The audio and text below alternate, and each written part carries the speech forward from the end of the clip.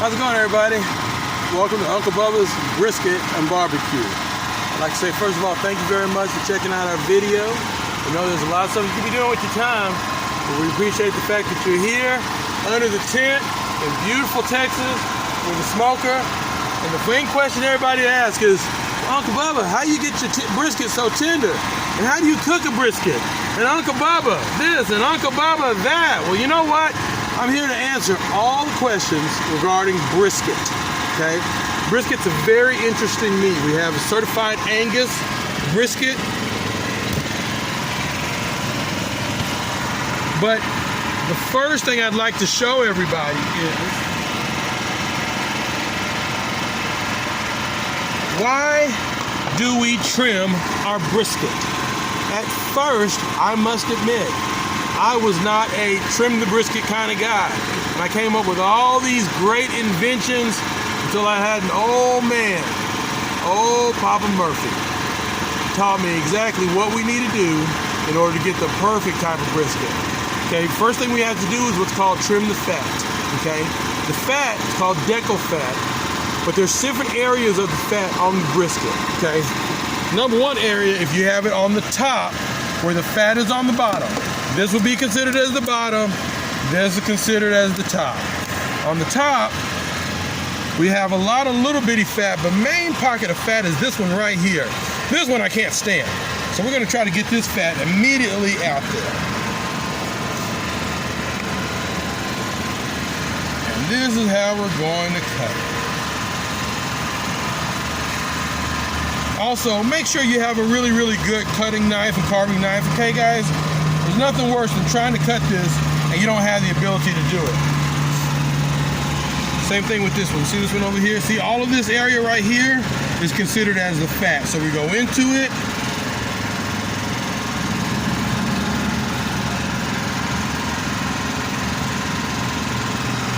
And I like to curve along it. Now the way the brisket is made, you can tell here on the side, really good.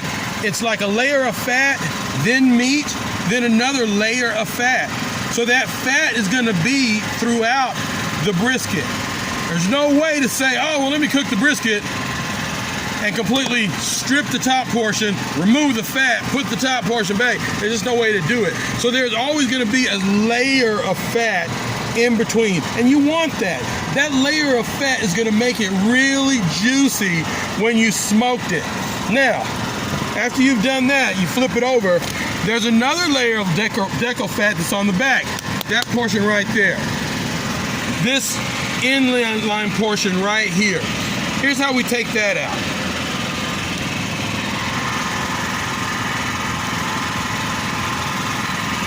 I like to take my knife, just start an area and pull it out. I don't like to get all the way down to the meat. I like to just take it, see where the white is at? I just like to take a thin layer of that white off.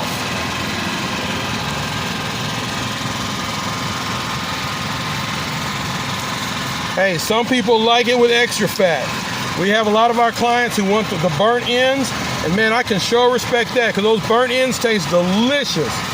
For you advanced people who know what burnt ends are, you know what I'm talking about. We'll get into burnt ends in a different episode. But see that right there? That's where we want it. A nice layer has come off of that decal fat on this particular piece.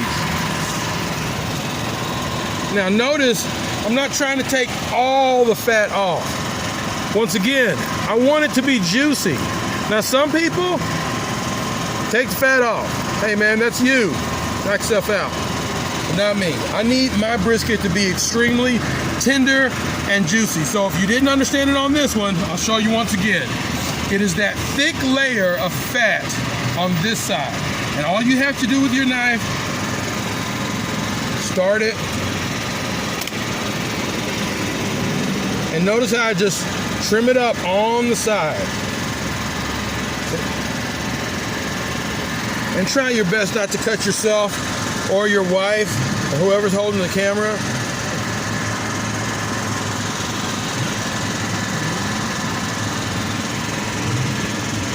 Like I said, you're going to need a sharp knife to do it, so you're going to need to have a nice trimming knife to handle that.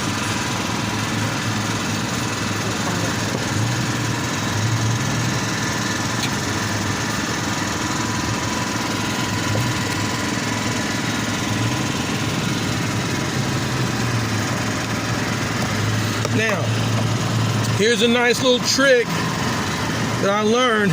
If you've got a smoker and you see your extra leftover fat, let me show you what you can do with this extra leftover fat. And I thought it was kind of crazy. It's a lot of fat. You see that fat, guys? Now come over here.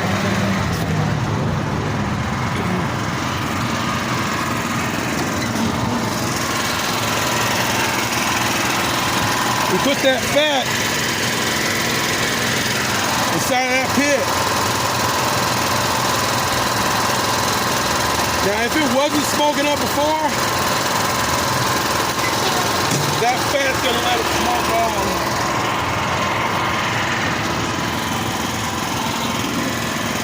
See the smoke?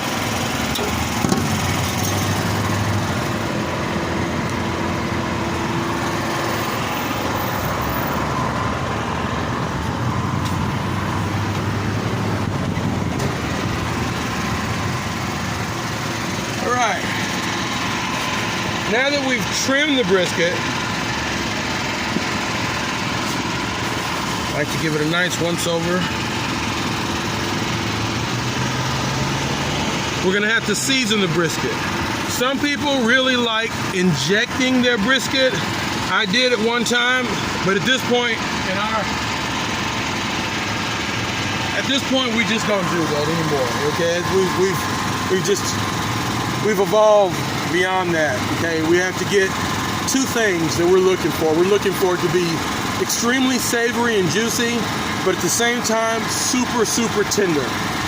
And if I was going to add anything else to that, we want to have a really good dark bark on there. Okay, so let me show you where we do the first off start. I'd like to use a vegetable oil. This is a premium 3-blend oil. I like to spray it down, and notice the way I like to do it is the top side up. It's not going to be how I cook it, but I like to do it with the meat side up first. See how we have a nice good coat on there of the oil. Now that that oil is on there, the next thing we're going to do is we're going to put some salt. I like to use this Morton kosher salt, and the reason why is because it's a thick salt that when it breaks down, it goes deep into the meat. We want the flavor in the meat, so we don't want to over salt it. Notice how I'm just lightly putting it on there, not over salting it. After we use some salt, I love to use this coarse black pepper. Now this, I love to use a whole bunch of, especially on my brisket, because everyone loves that nice, hot aftertaste when it's been in your mouth and you get one of those kernels in your mouth. See how I'm very liberal with this? All right. Next thing I like to use is my rub, my seasoning. Whatever rub you choose to use, you're more than welcome to use that. But I like to be extremely liberal with my rub. Now, the reason why I like to use a rub is because with the rub, you can pat it in there. It adds to that bark. It has a really good flavor to it. And once smoke hits it, it gets it nice and black. So that bark is really what you want to do on this. See how we're being liberal on that? Wait a second, guys. Remember, this, although we consider it the top, is actually the bottom. We want to spray this on there, once again with spray, because we want the seasonings to stick.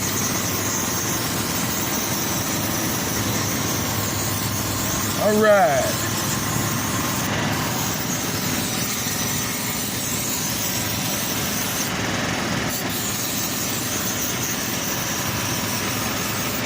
So we've got our salt, we've got our pepper, we've got our seasonings, we've got our oil.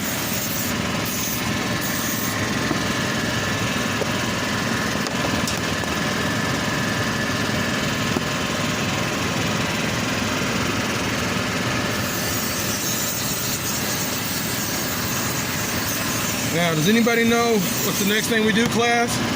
That's right, we flip it over and we repeat the process. Some people like to just hit one side. I don't. I like to hit both sides of my meat.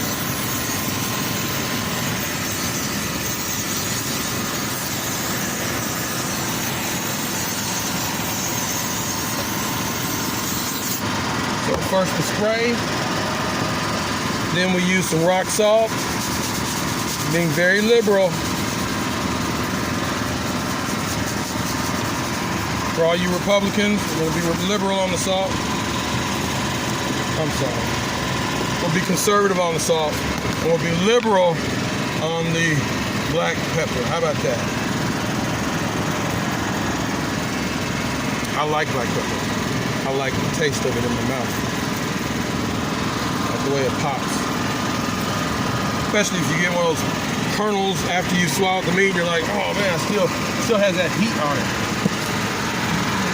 The last thing we do is the seasoning. Now, I'm extremely liberal on my seasoning, okay? I like to use it. I like to get it all up in there and all the cracks and crevices. I like to have some fun with it. All right. And don't forget the burnt ends. Don't forget, people, the burnt ends. We want to put some seasoning on those burnt ends. The burnt ends is that high part of the meat. All right. Now, have we forgotten a step? Nope. Last thing is going to be using the oil once again to go in there.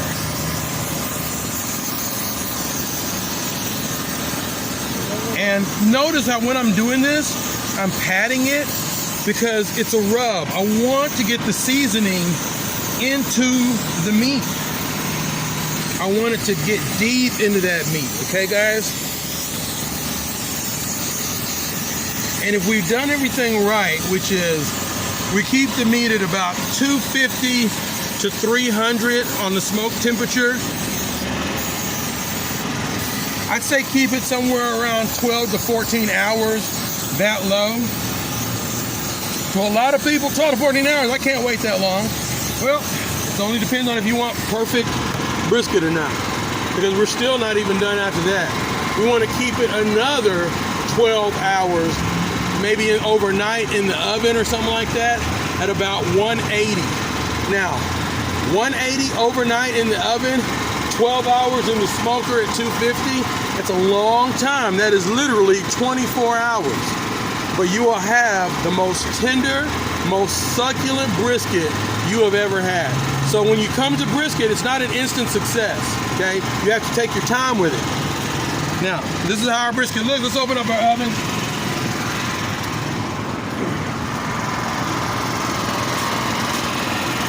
Let's just see if there's enough smoke in there.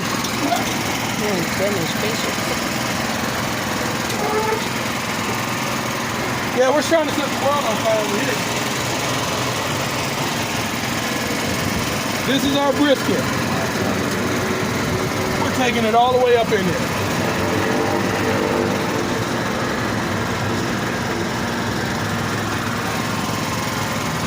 Now, by the time I'm finished, I'll probably have about 8 briskets here. I've got about 14 ribs up in here, some sausage, some chicken.